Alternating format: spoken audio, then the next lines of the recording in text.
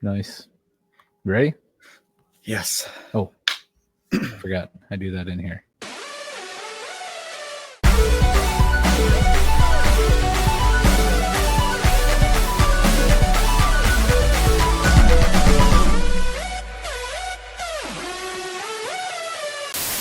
Hello. Welcome back to Showboys. Severance. Season 2, Episode 5. Trojan's Horse. We're here, going to break it down, react to it, probably come up with several other new theories to add on to our several theories we've already come up with in the last 4 episodes. Right. But before we get into that, Jeff, how you doing tonight? I'm great. I'm just trying to stay warm at this point. Ohio has been unkind to me. Yeah, you've been in the land of Lumen, essentially, just a winter wonderland up there. I often wonder, yes. Nice. How are you? I'm doing good. You know, we record on Mondays. Mondays are ballet nights for our 3-year-old. So Nice. I've been home for about 25 minutes. Just got done watching 3-year-old do ballet, which is always a fun time. Right. Seriously, no sarcasm. It's hilarious because they're so funny to watch. But before we get into the episode tonight, got to shout out top tier patrons: Tim B, Svaich, Josie. Thank you guys so much. All of our other patrons, you guys are amazing. Your support means the world to us. If you wonder, you know what? I like this podcast. I want to support them financially on a monthly basis, subscription style. You can over patreon.com/showboyspodcast. That'd be a very specific thought you could be having right now. But if you were to be having that thought, you can over patreon.com/showboyspodcast. You get exclusive monthly episodes, early access to unedited episodes. Unfortunately, not for Severance because we pump these out onto YouTube literally the next day. So, but usually with all of our other content, you get the episodes a few days, sometimes up to a week early. And I just gotta be honest. I was uploading Pokeboys episodes to Patreon the other day, like last week or the week before, and I realized that we didn't do a December or January Patreon episode. So we're going to make that up to you somehow over the next month or two. We'll pump out some extra exclusives. We're about to fire up the Jedi Survivor playthrough over on Patreon, which will be very fun. Played the first chapter of that game and had a blast. So excited to be back into that world and even more excited to talk about it with Nick and Chad. But tonight we're here to talk about Severance. Yeah. And I feel like we have a lot to talk about, as we always do. So I'm going to hand it over to Daddy G for that is me.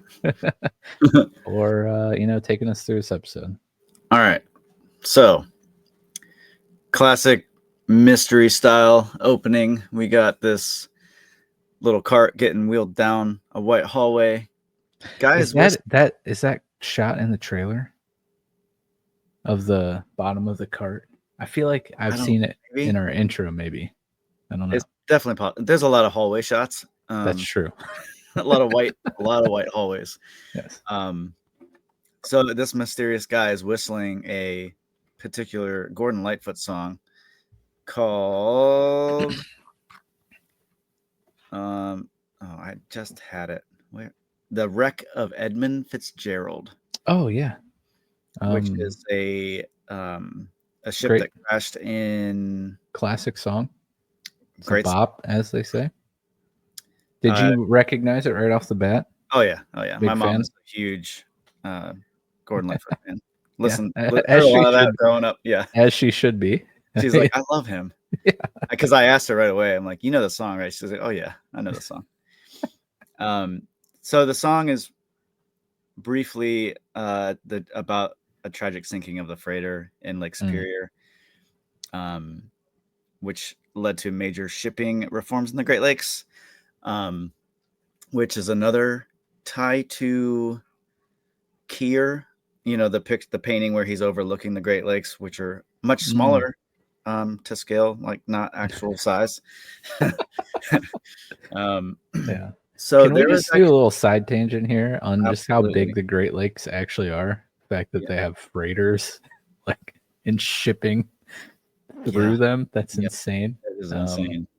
I think sometimes, at least myself, like I lose sight of that, just how massive the Great Lakes actually are. Right. It's kind of crazy, mind blowing. Anyways, Absolutely. So I'm sure that there's significance to that song. I haven't really found anything out really other than the Great Lakes because it was in Lake Superior. wonder maybe where's Lake Superior? We should know this.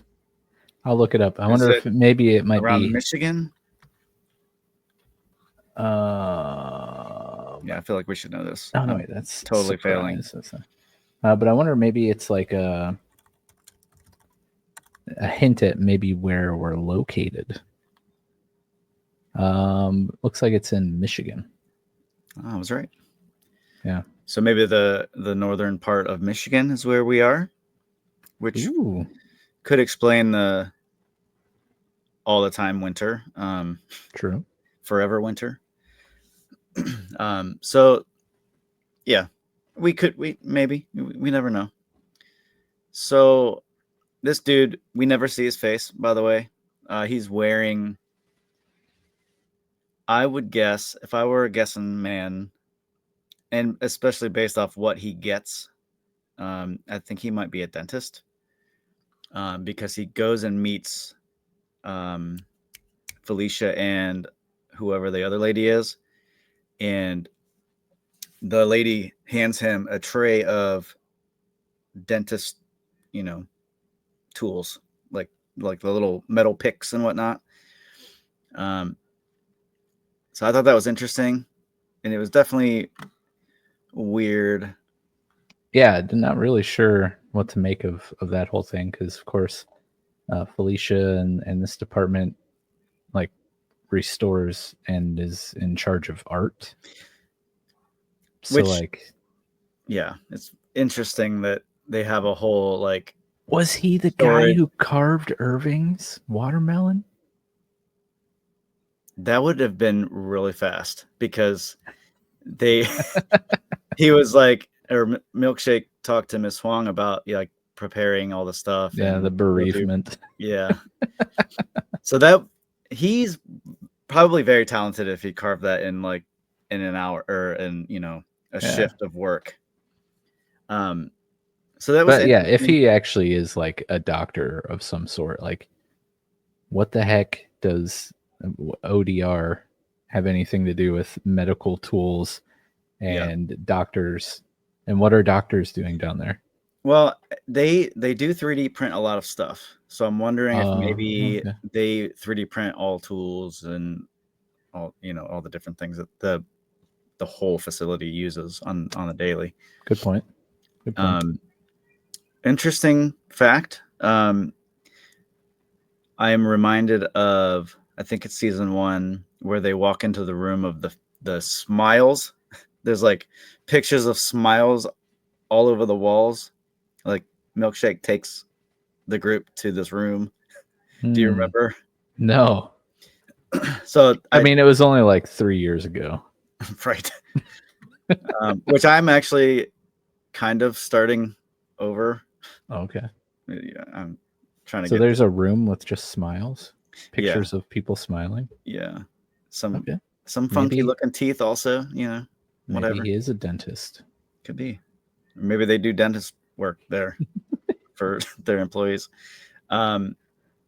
So he gets his tray of goodies and he leaves. And as he's whistling, did you notice his little head bob that he was doing? Like he was kind of twitching? No. Dude, there's something wrong with this dude. So when he's leaving, he is in the export hall. He's going to the dark hallway. Mm-hmm. And when he uses his key card, we see his watch and the key card, and they are severed employee things. Like the watch is like a severed employee accessory, and the card looked like a severed employee's card. I thought that was interesting. Mm-hmm. And then he's gone, and then we get our awesome intro that I love. And like when the elevator's closing, Like it looks like Irving's pictures, Yes. which is awesome. Yes. Yeah. So that was very odd and mysterious, and I love it. And then we are at Mark's house after the intro. We see a phone, and we see like a pill organizer. Yeah. Which all these pills were actually in the intro. Oh, really? Yeah, when Mark goes up in the balloon and there's the head on the desk. Oh, right. With the bottles of goo, which we get to see in this, like shortly after this. He has like a whole stock. It just looks like fermenting sauerkraut. It looks so disgusting. It just looks so nasty. Like, I wonder what this, and I mean, he's clearly disgusted by drinking it. Yeah. And I don't know, this might be to help with the reintegration process.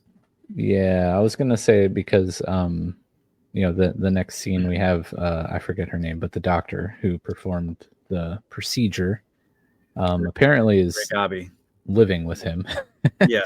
Now Well, down in the basement. It's funny. She's like, "You need a new dryer." Yeah. He's like, "Or you could just not live here." I love his sarcasm. Dude, his comebacks are like exactly what I would say. They're so good. They're so good.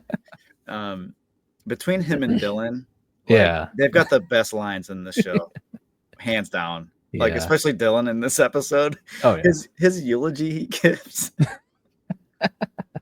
Yeah, it's pretty great. It's amazing. But yeah, at first I was like, "What the heck are these weird things?" And then she was in there. She's staying with him, and they talk about the procedure a little bit. And I was like, "Okay, that probably has something to do with like recovery or like helping the process like continue to proceed." Well, while he's on the phone with Devin, and she's asking about how like the light burning is working, and he's like, it's not lasting long enough. And this is before Dr. Regabi shows up. And he's not like telling her the truth. Like, she asks if there's any other ideas that he has. He's like, no. And then he's like, I got to go to work. Mm-hmm. And then we have the whole thing with him and Regabi. You know what? I can't stop thinking about Lake Superior. Yeah. Because like when I was looking it up, because we're both dumb and didn't know where Lake Superior was. Hey, I was right though, by the way, even though I was totally guessing. You were. But no, I found that there's an island that is a giant national park called Isle Royale. And like the little picture slideshow that's like, playing on the page right now. I mean, okay, most like wooded areas are pretty similar looking, but like I could totally see this as the place where they had the Ortbo. Like, how crazy would that be? Anyways, just unbased speculation going on as is normal here. But I don't know. Well, I wonder. I mean, obviously the shipwreck thing could be referencing like, Milchek's and like MDR's,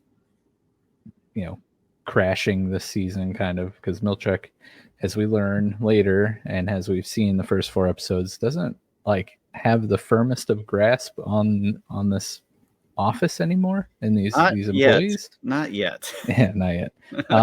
So it could be referencing that, or like the fact that Mark is starting to catch on. The team learns about Heliar. Mm-hmm. So like the whole Severance program in general and Lumen's master plan could be, shipwrecking at the moment, unraveling. Or maybe the show takes place in the northern tip of Michigan, on the heard it here first, the coast of Lake Superior. Anyways, yeah, sorry, that's been sitting there in my head for a minute. Yeah, it's totally plausible. Could definitely be the case. If you throw enough wild theories out there, one of them has to be something right. Will stick. Yeah. Yeah. We're taking the spray and pray approach to our theories. Something's gonna land. Yeah. So now after Mark's, we have Helena meeting with Natalie and Mr. Drummond in their conference room, same conference room that Helena met with. Very large. Kobelvig, yes. Well, probably one of many conference rooms in this place. Yeah. Which, fun fact, this place Lumen is actually a real business. I wonder how they feel about this show. Right. Well, and I was like trying to find like an aerial shot of the place because I had an idea of maybe like the ortho was like close around or like Yeah. I don't know, whatever. Which but then I found out that it was a real place. That would be crazy if they like modeled it actually after the building. Like that would just be wild. Well, I think they used the actual building. Oh, really? I think so. Dang, if that's exactly true, like that's oh my gosh. Yeah. We're forgetting like ARG'd right now. Like this is Yeah. Yeah. Okay, well, I still have the Lake Superior thing up, sorry, and I keep glancing over here. The founding was in April 3rd of 1940. Rock Harbor Lodge, Harbor, Cold Harbor. Oh. Just that was very, very loose. Like I don't know. So this business is located in New Jersey, and they specialize in biotechnology. All right, keep talking. I'm going to do some digging. All right. Anyway, so we're back with Helena. They're kind of talking about like how they're going to break the news to her dad, and they're not going to tell him. And they talk about like her Helena's tempers are going to rebalance quickly. And then they talk about Cold Harbor, that they're really close. And they get to the point where they're hinting at Helena going back down, and she's like, "I'm not going back down there." And he tried to kill her as well as Irving. They're animals. I'll just fake it again. So they're like I said, they're suggesting Helly returns, not Helena. And then Helena asks if Father approved it, and Drummond says Father encouraged it. I thought it was weird that he referred to him as Father also. Sorry, I'm muted, but yeah, I agree. It's very cultish. Yes. Yeah. And they go on to explain that she needs to go because Mark won't work without her, and that the work is mysterious and important, like they always say. So we must give him her. The board, and he says the board appreciates your sacrifice. And then we see the whole elevator, like Helena's going to the elevator, and then she, the severed procedure happens with her face and everything, and she's panicked because the last we see of her, she's, being drowned by Irving and then being wet and cold. So she's panicked, and then she sees Miss Huang, who has the biggest smile on her face, in which Helly responds with, "Who the F are you?" So they. Did you notice when she gets out of the elevator, her like hand is clenched in a fist? Yes. Like she's ready to like throw down. Defensive, like yes. And that's how Helly is. I feel like that's her response to everything, is a defensive, whereas Helena is more like aggressive, which is a crazy, like, it's the same person, but they're they're two totally different people at the same time. It's crazy. So they reach Milkshake's office. Mark and Dylan are there.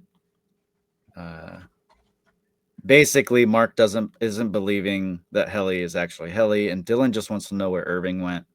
Mm-hmm. Milkshake explains the Glasgow block, he says that Helena was conducting valuable research. No one believes him, obviously. Dylan is asking where Irving is, and Milkshake explains that the only option was permanent dismissal.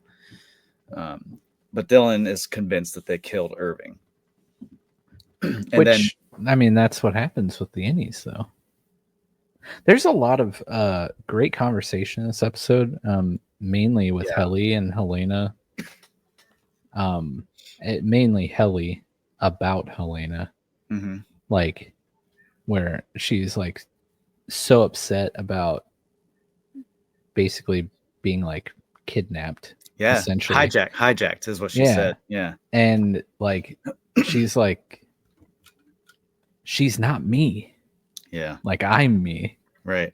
And so, you know, because we kind of talked about that a lot so far this season, and she like just dove headfirst into that whole topic and conversation. But I bring that up because if somebody's fired from the severance program, like that person, like we talked about earlier in the season, is killed. Yeah, you're killing the essentially. innie. Well, I mean, and they prove that in this episode, because when we go to Irving later in the episode, he doesn't remember anything. So that basically is just cut off and then wiped clean. Yeah, all his innie experience is gone. At least we think. I have so many theories about Irving. It's ridiculous. But yeah, I mean, what do you think about that? I mean, I think when we talked about that earlier, we were in agreement that they're like that this procedure creates this moral dilemma, which I think obviously is the crux of the whole show. Yeah, right? Which is like, brilliant. Yeah, it's like, if you do this, are you creating essentially like a new version of you? Yeah, I mean, that like they only exist, they live and breathe in this separate thing, and that's the only memories they know. So like essentially you're just creating a clone of yourself. Same body, two consciousnesses. Yes. Yeah. Yeah, so I don't know, interesting stuff. It's very interesting and a very great conversation for sure. Yeah. So Milkshake tells everyone the lie that Irving went on a cruise. Dylan doesn't buy it. What's the exact like verbiage that he says? Because it's hilarious. I don't. Oh my gosh, I can't stop looking at. I've moved on from Lake Superior, and now I'm just looking at pictures of the real life building that that Lumen is based on. Yeah, it's not called Lumen anymore, or maybe ever. It's now called Bellworks. Okay. But like the iconic shot of the entrance, how like there's the white tower and the two roads that kind of like go into a big oval in front. Mm-hmm. That's just how it is. Yeah. This is like the coolest office building ever. Like, it's insane. And I can't stop looking at pictures and like looking at articles. So I apologize, but you sent me down a rabbit hole. Yeah, I don't know why I thought it was called Lumen for real. But yeah, anyways, yeah. You guys Google the Google Bellworks, New Jersey. It's like the pictures inside of the office are insane. Like, this is a wild office building. Anyways, I apologize. I'm being very distracting. Yep, you're good. I'm sorry. Hold on a second. That's okay.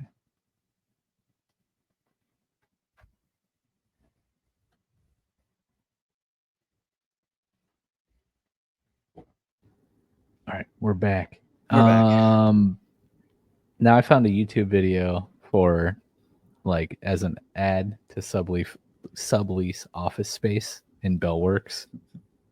Bro, this building's nuts. I mean, from what we've seen, I mean, I would guess that it's filmed there? Yeah. Does Yeah. it look like the pictures that you see? I've seen some articles saying that it's filmed in there, some Okay. parts of it. So All right, that's crazy. yeah. All right. So, Milkshake goes on to talk about this story about the Swedish king who went incognito among his people to hear their grievances. Basically, Dylan says it's Swedish horse crap. I love Dylan. He has the best lines. He just wants to know if Irving is coming back. Right. Milkshake. But no, he's on a prolonged cruise voyage. Yeah. He's enjoying a prolonged cruise voyage. Yeah. So, yeah, and then we have Milkshake leaning back in his chair, and he says he's not coming back. And Mark is surprised at the honesty, they're hearing. It's crazy that he's being honest with them. And then he says, it will take time to process. This went well. And he stands up and escorts them to MDR. But they don't want to. No. They is this the point where Dylan demands a funeral? It's after they get back to the office. Okay. But before we do that, this went well. Yeah, this went well. If you remember, the only picture that Milkshake has actually hung up in his office behind his desk is a picture of an iceberg. Oh, really? Yes. And I think this is obviously a reference to Lumen, right? Because we see the tip of the iceberg as the building of Lumen. And then the deeper you go, and especially an iceberg theory, the darker, the weirder, and more disturbing it gets, the lower you go. Mm-hmm. And I think that's a perfect metaphor for the show. Yep. Get Wendigoon on it. Yes. He's very knowledgeable about the icebergs. Absolutely. Okay, so now they're back in the office. We now have 3 desks instead of 4. So sad. Irving has not been replaced. They just removed him. They even removed him from their picture. Yeah, what the heck? From season 1. They didn't do a new picture. They just removed him. They photoshopped him out. It's just rude. It is rude. And I mean, to be fair, Milkshake did say, it'll be as if he never existed. But it's true. They still remember him. He did warn them. So they're back at the office. Milkshake is, telling them that, the Orpo is a challenge. Mm-hmm. And then Dylan says, you mean James Egan's daughter krakupaning us, or whatever German word or Swedish word? So Grey Pouponing us? Yeah, Grey Pouponing. There we go. Perfect. And then Milkshake basically threatens to rescind his privileges. The visitation. But he doesn't specify because no one knows about it. But. Exactly. He says, be careful, Dylan. And then this is where Dylan is he wants a funeral. Yeah. I want a funeral. You can arrange a bereavement. Yeah. Everyone's on board. I mean, Mark is too, but he's sure. Mark as long is as it's acting quick. very weird. He is. And at this point, I'm wondering, is this Mark S or is this Mark Scout? Because, he had the process done. Yep. Is he pulling a Heli or Helena thing here where this is actually Audi Mark in there? And that's why he doesn't care, or seemingly doesn't care about Irving and the funeral. Because his response here is yeah, sure, okay, as long as it doesn't take long. Right. Well, everyone just looks at him really, dude? Well, it's funny because Dylan's he tells Milkshake, thank you. And then he pulls up the dividing wall. He's not you, to Mark. So I agree and disagree with what you said. Yeah. I do agree. I feel like Audi Mark is kind of like bleeding into any Mark's consciousness. Yeah. But at the same time, a lot has just happened. Like, I feel like Mark, and we'll get to this point. Yeah. He's just kind of like probably feels defeated. Like, what's the point? Yeah. Why even try? Like, there's no point to all this. Yeah. I initially like thought what I just said, but then when we get to the part where Mark and Helly like And chat this in the is shortly after. bathroom, Yeah. I was like, yeah, he's just like being a sad boy because he's like, well, that wasn't actually Helly R. Right. I mean, I'd be a sad boy too. Like, Yeah, I just kind of feel violated. yeah, by an imposter. Yes. So, And the imposter is the daughter of Keir Egan. Like, not just any imposter. yeah, the main imposter you could have. Yeah. So, before he goes to the bathroom, Mark starts coughing. Yeah. And then, Got a so little now he's in the cold. bathroom. Helly comes to check on him. And like, this is a really cool camera angle. And I feel like, dude, the camera angles in the show are like so well done. And like the angle where you see Mark in the middle, you see Helly, and then you see Helly's reflection in the mirror. Yeah. Was so cool. That's Like, nice. it's because it's like an inner struggle with him. He's like, I don't know who you are. Like, right. Which one are you? Like, dude, so good. So obviously he's conflicted. She asks what happened, and he says it's nothing. And she asks if he wants to know what happened to her up there, and he's like, no, let's just try to forget it. Like, bro is sad. Like, Yeah. yeah, it's crazy. And then he leaves. Mm-hmm.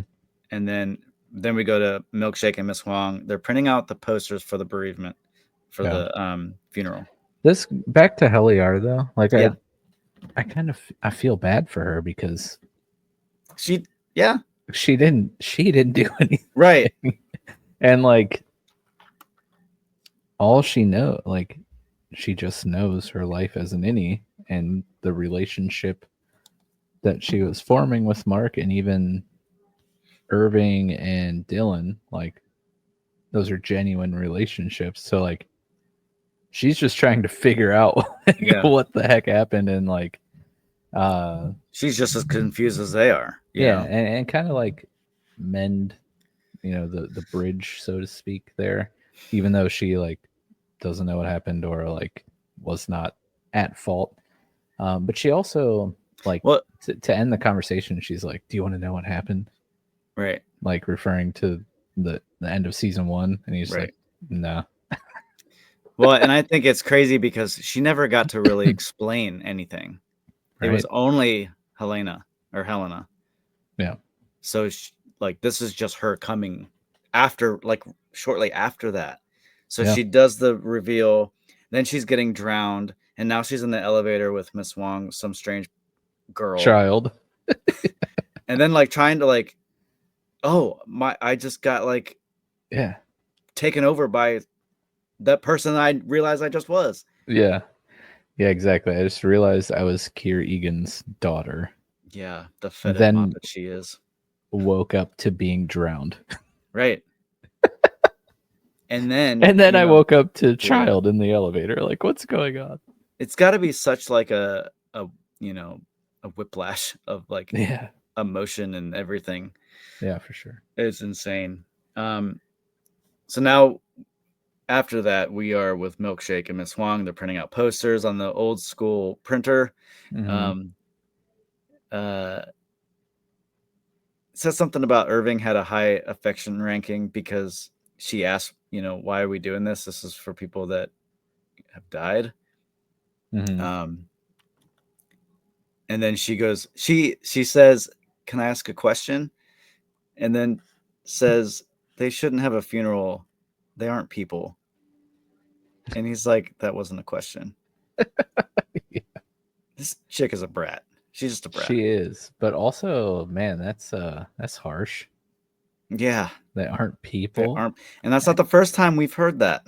Right. And then that's like in the same episode as Helly R being like, she's not me. I'm my own person, essentially. Yeah. So like, yeah, even just in this episode on its own, we have that, tug of war between the morality of what the Severance program actually is creating. Right. But yeah, and then she does ask him a question. Yep. Your a review is today, right? Yeah. That was a question. She just had to like get that in there. And then he leaves. Yeah. She's a turd. Yeah, I love her though. She's a great actress. She does a great job.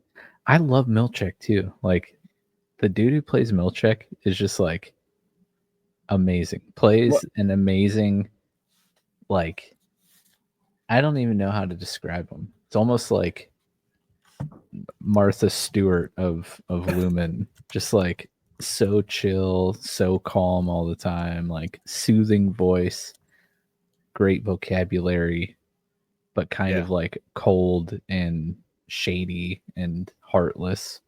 Wow, I just ripped apart Martha Stewart. You did. You did. Cunning. Yeah, I don't know. I love Milchek's character. I think he's very interesting, and like even though he plays every situation off like he's like supremely in control and like has everything under wraps, he very clearly does not. But yeah, does everything under wraps. But he also struggles. Like there's a moral like dilemma going on in his brain. Like he's very disturbed by the paintings, obviously, from a couple episodes ago. But he also believes in what he's doing. So there's just a tug of war with what am I doing? Am I doing the right thing?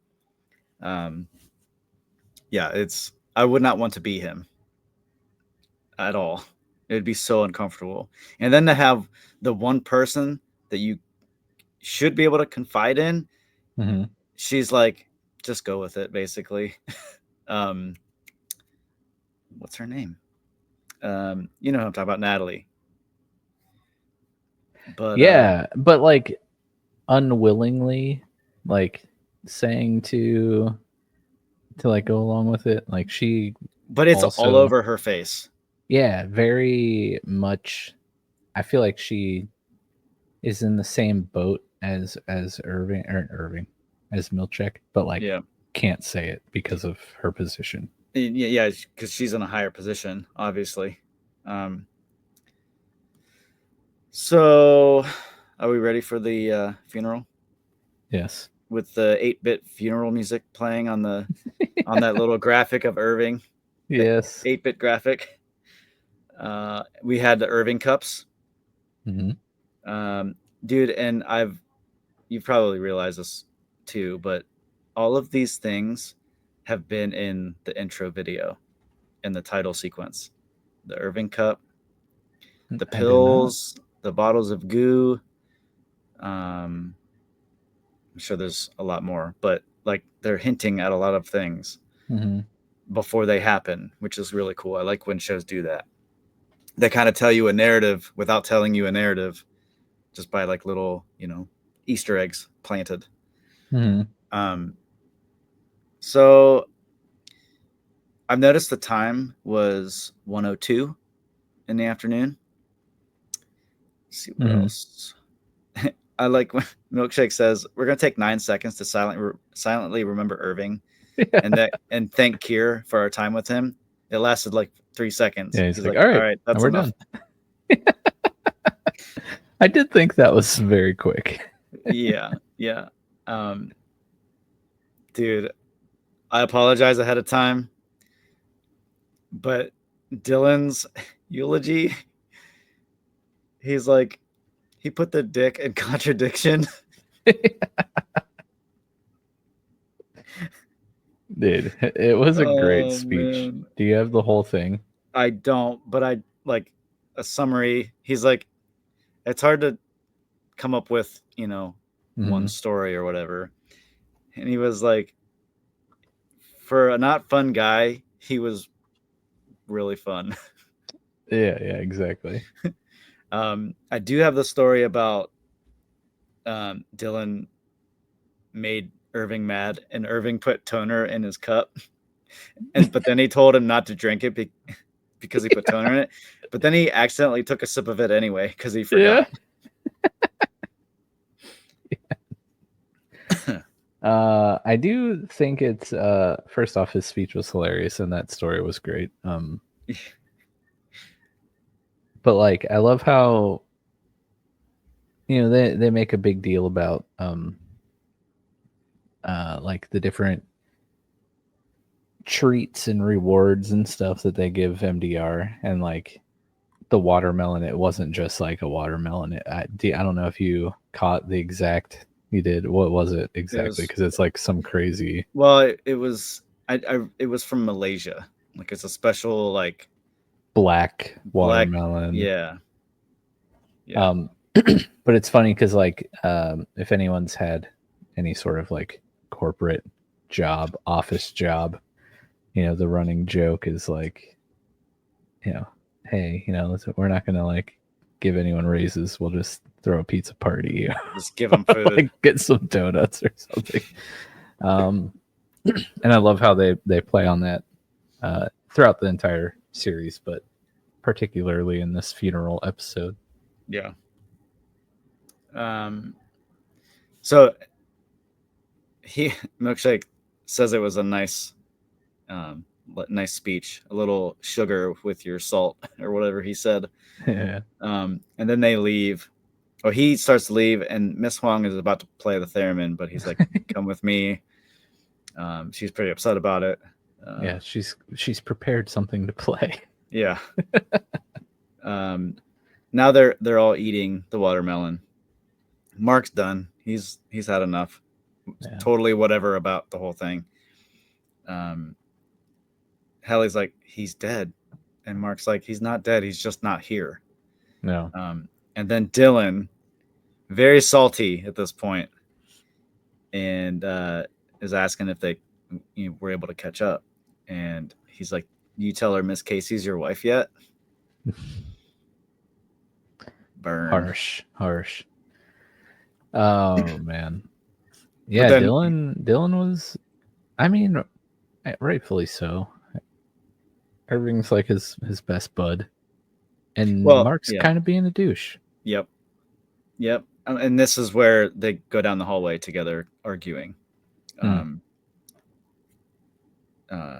he basically gets to the point where he's like, you know what? They're smarter than us. They're looking at us. They're listening. They know I'm looking for Miss Casey, and they know about us going to other departments because of you. And this is where it all comes to a head. Yeah. It's like, because they have somebody telling them everything we're doing. Right. You.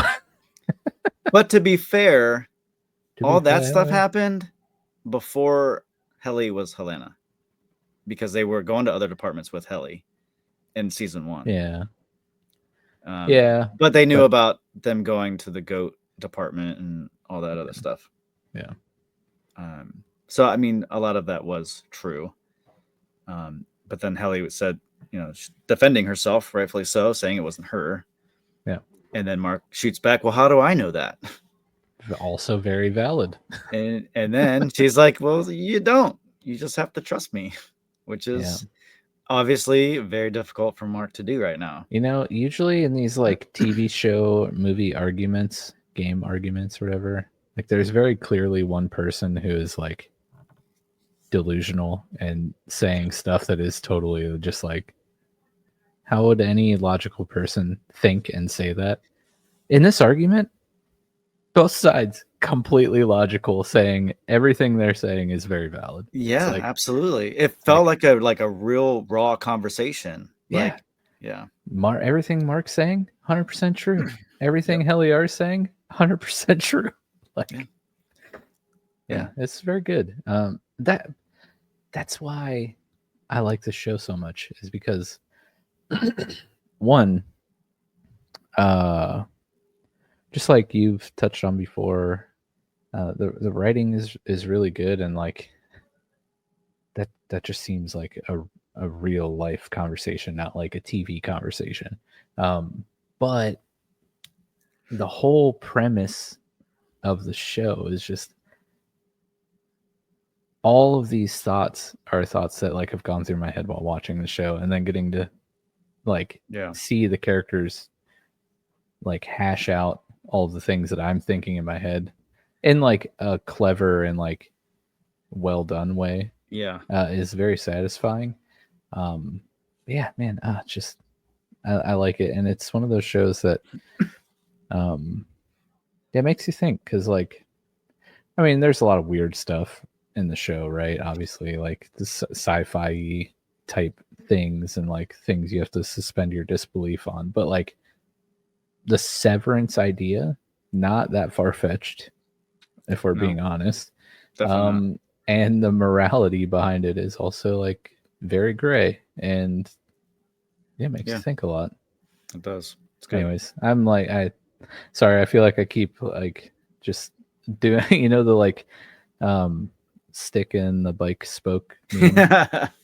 Instead of you doing it to yourself, it's me like sitting on the side of the road, and every like 10 feet I throw a stick in your spokes. You're good. You're good.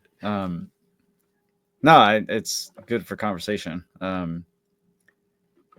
Definitely a show that makes you think.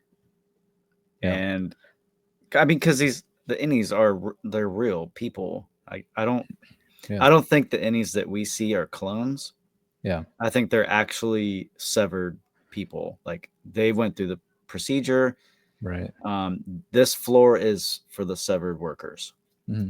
What goes on underneath that, I have no idea, but hopefully we find out soon. Yeah. Oh, and like, if you want to like get like real about this severance idea, like how many people actually live an air quote like severed life between work and home, where they are acting as a different person while they're at work and as compared to when they're home. So like, I don't know, like it's, the show is more real than maybe we think, and things like that. But yeah, I don't know. Right. Interesting. So let's talk about the review real quick. Okay. Because it wasn't really drawn out. Yeah. Do you have the lunch menu? Are we? Because you know, if this segment of the podcast is going to take more than 4 hours, you know, lunch will be provided. It shouldn't take that. I don't see it going that long. And then you slide the menu over. Insisting. That was, dude, Drummond is like, he's great. He's just a savage. Like, I would not want to mess with this dude. No, and his voice is so incredibly deep. Yeah, it's like perfect. It is so deep. Yeah, I love that. Milchick's like, oh well, we shouldn't be here that long. Just slides the menu in pen. So there's a part that happens before this that I forgot about. This is the part where Dylan is now alone with Irving's watermelon head. And he's like, sorry, I let you down. Yeah. Gets up and he sees the poster. Yeah, great poster, by the way. Yeah. Which, instead of being the cat hanging onto the branch, it's Dylan holding the switches for the OTC. Yeah, it's amazing. Hang in there. Hang in there. And then it clicked in his brain. But what does it mean? So he starts feeling around the poster, like maybe there's something to this. And then he finds a piece of paper folded, which has some crazy directions written on the back, where on the front has the picture of the export hallway, the one that Irving painted. So that was a quick little sidebar before the review. I thought that was pretty cool. I'm glad they kind of came back to that. because Yeah, I had no 'cause- idea what Irving was Right. talking about. Hang in there. Like, what are Yeah, you talking about, bro? yeah, we were all like, that's a very odd last thing to say to your bud. Great final words, man. Okay, so now Milkshake's review. Yes. It's like 2 to 6 hours, depending on atonements required. Lunch will be provided if it goes beyond that time. Milkshake says, hopefully that won't be necessary. And then he slides the menu to him. And then, so the problems that the strikes against Milkshake are he uses too many big words. Love it. The paper clip was on the paper the wrong way, so they didn't know what side to start with. Yep. And then, Which, let's get down to that right now. Like, do you put the bigger part of the paperclip on the front or the smaller part of the paperclip on the front? Or do you not even pay attention? I feel like I'm walking into a trap. I put the small part in the front.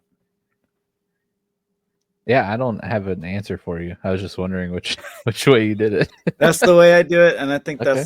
that's the way everyone at work does it. I'll Google it. Yeah, do it, because I'm curious. If I'm doing it wrong, I want to fix it. I don't want to have a bad review. So, and then Drummond actually goes on quite a bit here about, Hold on. you know, I gotta.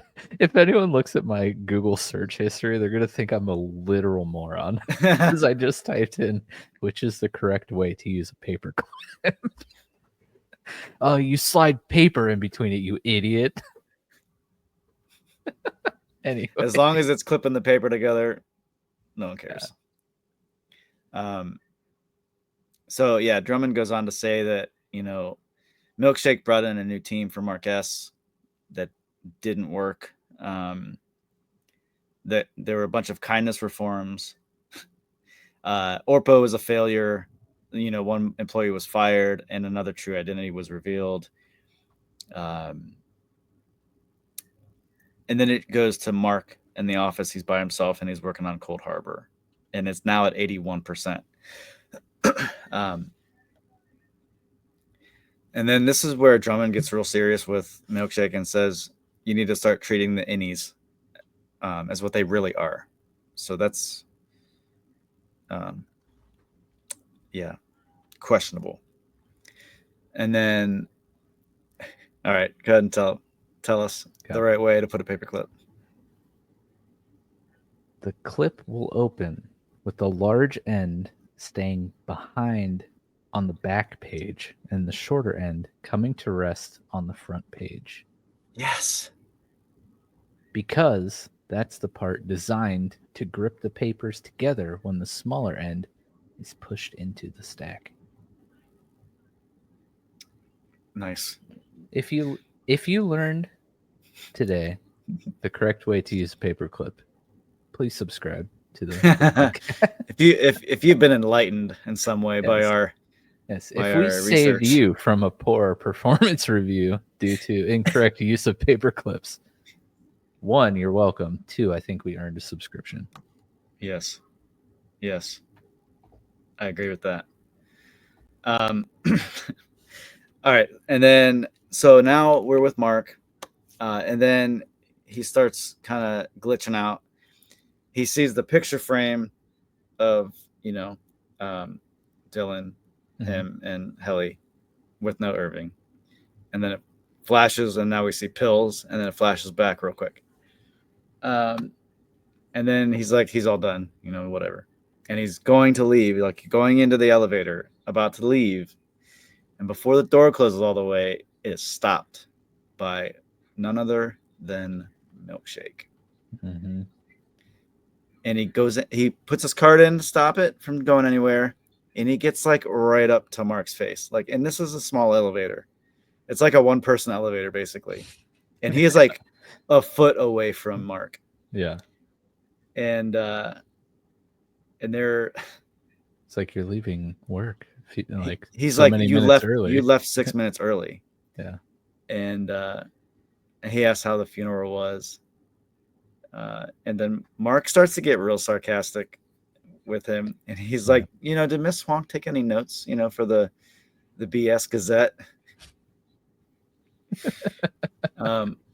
And then Milkshake is like totally like straight faced no emotion shown, whatever. Gets right up in Mark's face. And he asks, did you and Heliar catch up? Did you tell her that you effed her outie at the Orpo? Helena Egan, leader in waiting for Lumen. Have a restful evening. And then he leaves. Oh, man. So, this is where I feel bad for Milkshake, because I feel like I said earlier, he's struggling with some inner things, but he has a job to do, right? And he got corrected. So now he's back to business, strictly business. No more fun, no more whatever. No more fun. No more fun. Yeah. No more dance parties. Nothing like that. No more finger traps for Dylan. Right. So as Mark was leaving the building, someone was watching him. And I think it was Helena. I'm pretty sure it was Helena. It looked like her hair. And then we go to a short scene with Devin and Rickon about, she's reading a page from his new book for the innies. The UUR. And she's basically annoyed by it. And she tells him this sounds like Lumen's language and they hurt them. And you're basically adding to that. He claims that it's a Trojan's horse. Claims that it could be. We're both just like, yeah, nothing needs said there. I mean, come on. Yeah. He's claiming that this could be a start to a revolution. But she's like, you're basically contributing to this, and I'm going to bed. Yeah. And he's Have you listened to the audiobook on Apple yet? No. It's free. It's like about an hour long. It's a little snippet of the UUR. Okay. And excuse me, sorry for that ferocious throat clear. But I wonder which version the audiobook is. Is it the original or is it the one rewritten before the idiots? Rewritten. Because I did start it. I only got like 15 minutes into it because I decided, well, first off, I think I discussed my woes with Apple iTunes last week on the woes hollow. So yeah, that took up like a chunk, and then I started it towards the end of my workday, so I didn't get very far into it, and then I forgot to finish it. But the way, I could see if this isn't the Lumen version, I could see why Lumen would be interested in giving this to the innies, because it's finding out the UUR. Right. But just in that short bit I listened to, there's he describes like what kind of person you are. This all sounds really dumb, but I promise. Like he goes through, like he says some sentence and then he's like, if you reacted this way, you're probably this person. If you had this reaction, etc.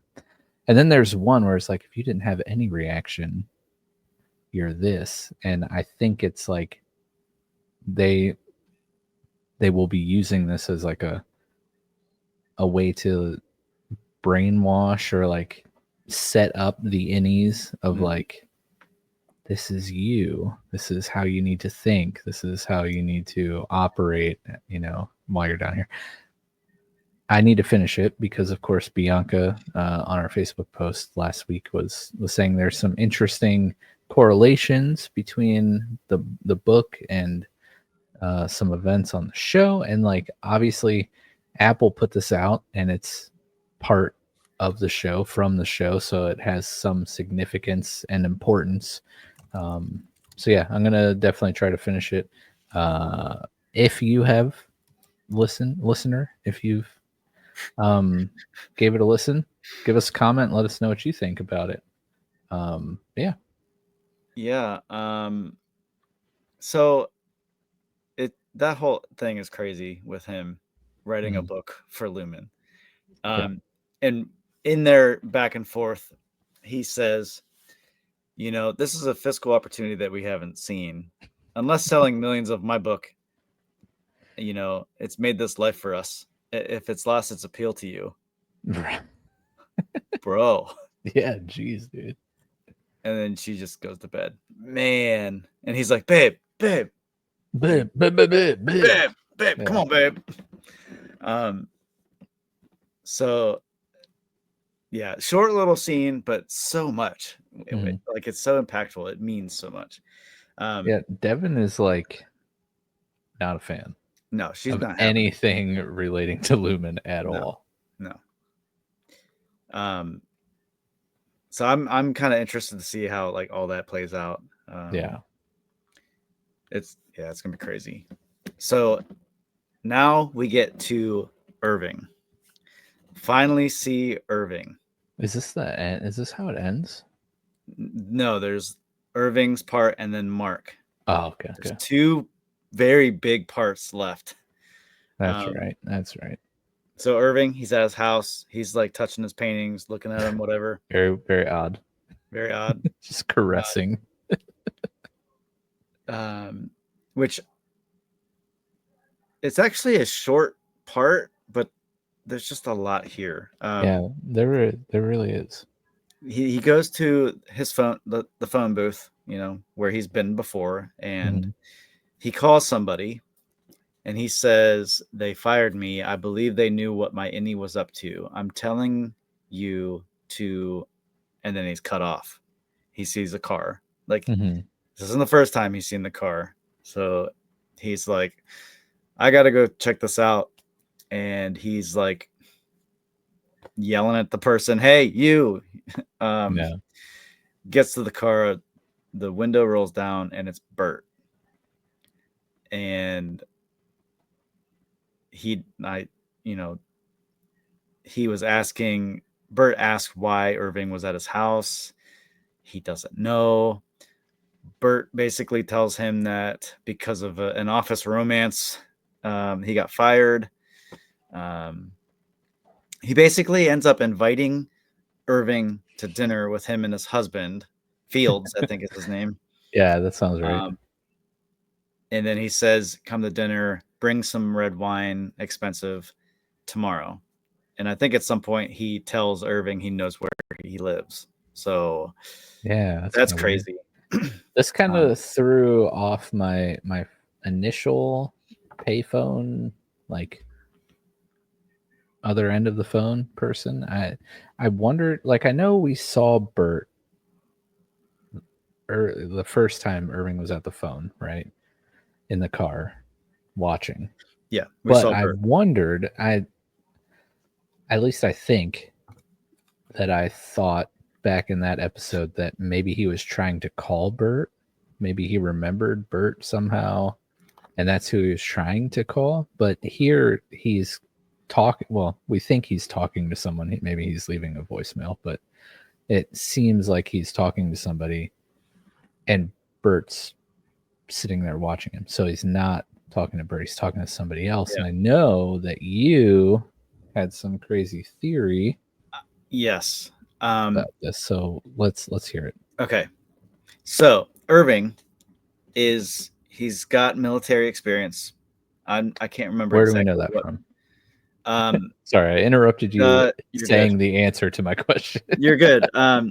Season 1 finale where the OTC happens and he's like looking around his house and he sees the box of military stuff. I don't know if it was Navy.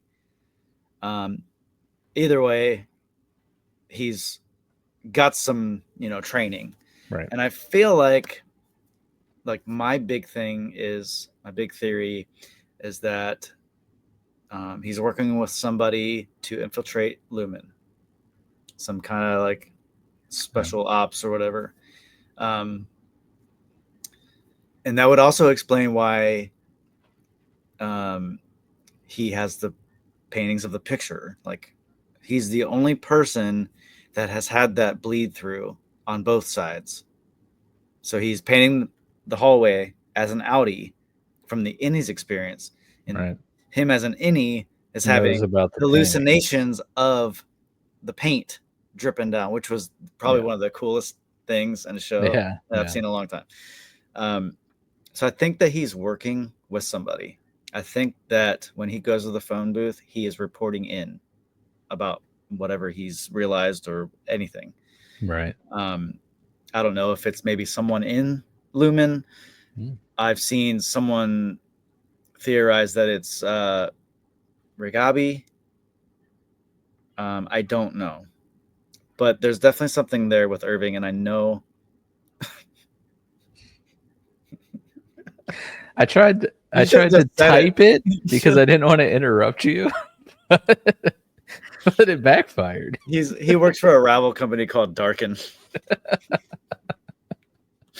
That's amazing. Well, that but yeah, backfired. that's a short little thing with Irving. I think that's totally doable. I think, with all the intense mental psychological training that military has, they could be trained for intense mental situations. So this could very well be an infiltration on his part. That's a good point, because even though it's made, like, we're made very aware that, exactly like you said, Annie and Outie Irving have memories of the opposite, right? I even though I watched the show and saw all those scenes, forgot that he's the only one that really is having those like memory lapses, and it is very interesting because you're right. The Annie knows about the paintings, and the Outie obviously knows about Lumen, the bowels of Lumen, because he's making these paintings of the bowels of Lumen. So there's got to be something more going on there, and obviously, like, he's still in the show, so he has a bigger part to play. He's not going anywhere. I thought the conversation with Bert was funny because, like, they're both oblivious, and he invites him over to, like, clear things up with his husband. Like, well, they had to cancel their plans, like, for some vacation or whatever. He's like, thanks for that. Some random dude like pounding on my door at night. There's something going on there. Yeah, for sure. I definitely could be wrong. Just a theory. Again, we're spraying and praying these theories. Yeah, that's right. One of them's got to stick. Now, my favorite part of the episode is the very end. Let's hear it. This part. Okay. Now we're back at Mark's house. He comes downstairs to the basement, and Rigabi's there. She's going through a bunch of stuff. He's like, what are you doing? She's trying to get things to help rattle his memories, like, get him like something to trigger something. And then he sees the box of Gemma's cremated remains, like just in a box with like written on it. Also known as ashes. Yes. Well, it said cremated remains on the box. Like, they wrote it on there. Nice. So, like, not... like, it's inhuman. Exactly. I was gonna say, like, not a normal human thing to write on. Right. A box of a loved one's another ashes. stab to the heart, really. And then he goes on to say he wants to do another procedure. She basically says, I don't want to rush it. We'll do it tomorrow. And he, in a very, like, very emotional moment, he asks if they're hurting her. And she obviously doesn't know. And he's just, dude, this guy. And then he starts to hear the voice of Miss Casey.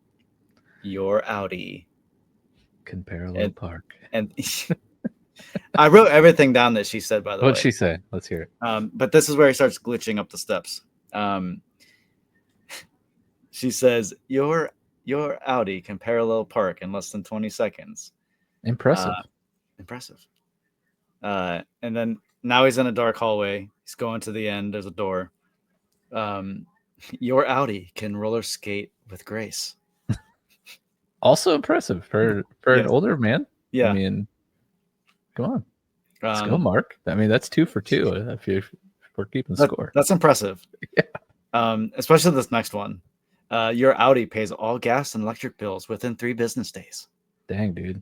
No wonder he scored Miss Gemma. Right. So now he's at the end of the end of the hallway, and he opens the door, and we see White, and he's in Lumen. He's on the 7th floor. Your Audi listens to music while shaving, but not while showering. I mean, I don't do either of those. I But listen to don't music think... while I shower. I mean, Do you have one of those weird like speakers in your shower that's waterproof? I have I got a couple Christmases ago, I bought my one daughter a Sony Bluetooth waterproof speaker. Hmm. And we just have it hanging in the bathroom, and all the kids love it. They listen to music. Nice. I felt like it was a great buy. So now he's walking down the hallway, and this is what we saw from the season 2 trailer, where he's walking down the hallway as Audi Mark in Lumen, which was crazy to see. I remember seeing it. I'm like, what? And then we have your Audi prefers 2 scoops of ice cream in a serving, but must have the same flavor. That's also fair. Yeah. Well, I don't know. I don't know what kind of It depends. animals eat mixed flavors of ice cream together. We're gonna leave that there. So he's continuing down the hallway, and then, dude, I had some great ice cream yesterday. Like, can we just talk about this for a second? Yeah. Met up with my aunt, uncle, and cousin who live a couple hours north. Nice. Got some lunch, hung out, went and walked around this outdoor shopping mall, which is basically every mall in Florida. It was fun. It was nice. Had the kids outside. It was a nice day. Went and got ice cream. Dude, I had this strawberry cheesecake ice cream. It's vanilla ice cream with little chunks of cheesecake and like some strawberry swirl in there. Dude, that sounds pretty good. It was so good. Yeah. And then they had a blueberry cheesecake flavor too. But I am not a monster. I am like Mark S. and did not mix my several scoops of ice cream. I just had one flavor. I also bought a really sick Tampa Bay Rays hat that I'm so excited about. I'm back in the hat phase, guys. I know none of you guys ever see me outside of wearing headphones on the screen. Right. But there was a phase where I was wearing baseball hats all the time. That mic's back. I'm trying to remember if I ever experienced that. Probably maybe not. when I first met you. Yeah. Maybe. Yeah. When you were. I'll show you my sweet hat. All right. Totally derailed that. Sorry. You're good. Ice cream is worth talking about. Yeah. Especially when you live in Florida. Sure. So then Miss Casey also said your Audi once captured a butterfly. That's what got her. That was the thing. Yeah. She was the butterfly. You got me. And then he turns and he sees Miss Casey right there. Right there. So close he could touch her. And then she says, your Audi is going to... And then he glitches back. And the look... Bro.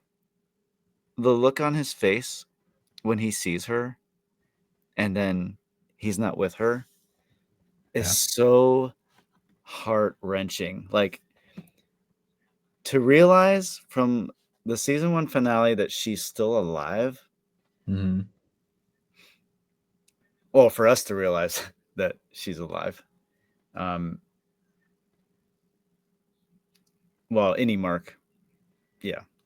It's a whole thing. That scene was insane. And then for him to see her, like, I know that it's like a glitched moment and like it's just kind of crazy. Mm-hmm. But to like see her, like, this felt real, obviously, to him. And like the look on his face, man, like, yeah, like, I felt that. And like the way, like, just to end on that was such a kick to the heart, man.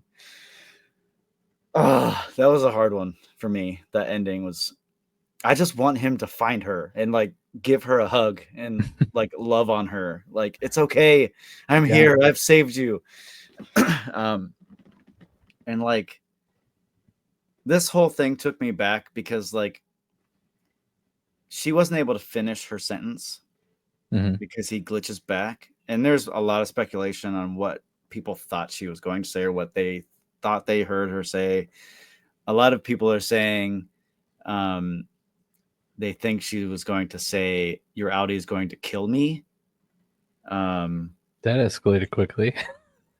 Yeah, like I mean, as dark as this show is and is about to become, I could see that happening, but I also had a way like opposite end. Like I That I feel doesn't. like I mean, that just seems to be like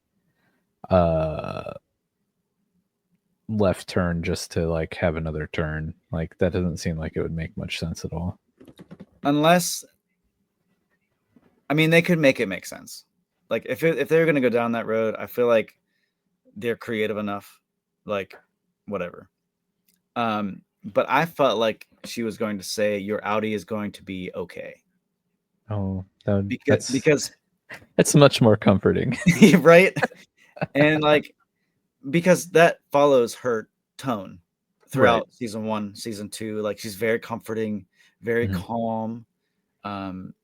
And this actually made me go back and listen to some of the other things that she said and like some of those sessions that he had with her. Mhm. There are a couple things that I wanted to talk about regarding Miss Casey. She has only been awake for 117 or 100 plus hours. She's only been aware for 100 and some hours. And you think 8-hour work days? That's not that long. She's not been No. awake for that long. So from before that time to the accident, like, because Mark had worked there for 2 years. What No. was going on in that gap? Right. Yeah, it's a good question. Um, Do we and know then how long Mark's been in Indy? I think it was 2 years. 2 years. Oh, yeah. Well, yeah, that's true. 2 years worth of working days. Yeah. um, man, what a way to end an episode. I'm still trying to recover. Like, Yeah. yeah, the way that this show, like, they just throw everything at you. And it, like I've told you before, it ticks all the right boxes for me. You got the mystery, you've got the dark elements to it. You've got the huge moral like wrestling matches, Mhm. um, the science of it, the relationship part. Like the acting is fantastic. The camera work is fantastic. This show is the best show. Like You watch it? on Apple, Watch it. you need to Okay. watch it. Yeah. Definitely the best show on Apple, I would say. In my opinion, like Yeah. because of everything that I've been saying, like for me, this is my show. No, It's yeah. just like I think that would be fair. I think it's probably. and there's a lot of I good shows mean, on Apple for yeah, sure.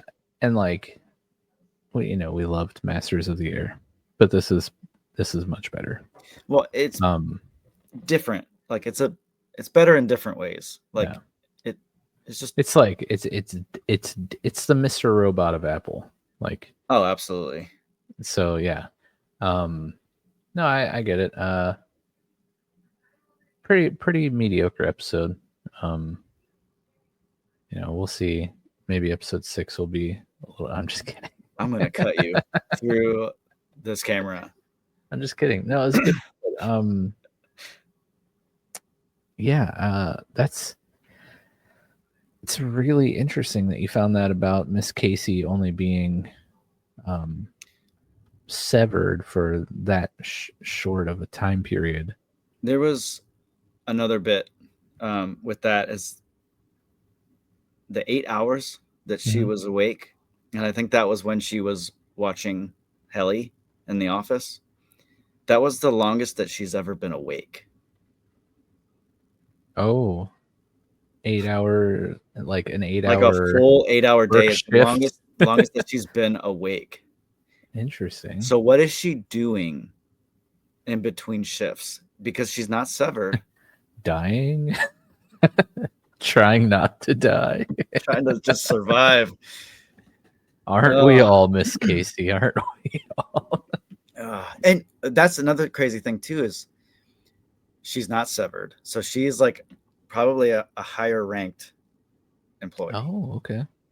So, but it's still weird that she would say that that's the longest that she'd been awake. And then she said that to Mark in season 1 when they kind of had their moment. Like, it's crazy. The show is crazy. I can't wait till Friday. More questions keep popping up. Let us know, guys, what you think. If you think any of our new theories will stick. If you have any new theories that might stick, let us know. This Miss Casey thing is very interesting. Has she only been on the severed floor for 108 hours because she is a new clone? Or like, that would be so sad. That'd be so sad. Yeah, great. It was a really good episode, and I'm excited to see what happens next. But we're on the back half of the season, guys. This was episode 5 of 10. So next week, officially halfway through. So thank you for listening. Subscribe, leave a comment, let us know, join the Discord, check out patreon.com/showboyspodcast, watch more Severance, play Pokemon, and get ready for a big old part of the year being solely dedicated to Star Wars coming soon. All that stuff's great. Severance is awesome. You should watch it. And yeah, thanks, guys. We'll see you next week. Peace. Do I play the song again here? Yeah. Well, you can, but I'll change it.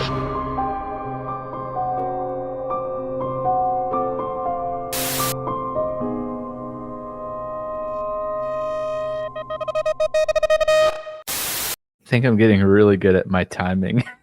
I just try to wait for you to say the perfect thing before I play.